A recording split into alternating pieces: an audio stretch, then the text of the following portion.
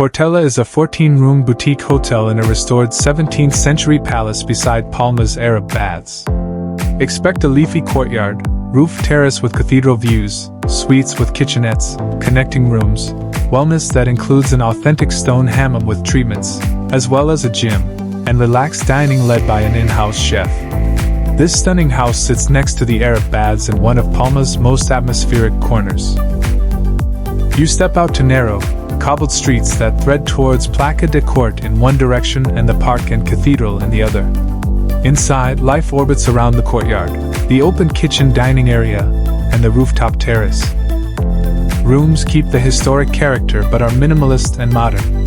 Linen is crisp and cool. The mattress and topper are superb and encourage a long lie-in. Lighting is warm and the textiles run in neutrals that ground the space. Several suites, like mine, include a small kitchenette and a proper sofa for reading, which suits longer stays. Families can connect rooms to form a private apartment, or even take an entire floor. If you need even more space, the Arab Baths apartment gives you 2 bedrooms and a large terrace. The social heart lives on 2 levels. At ground level, the dining room, open kitchen and library feel like a home.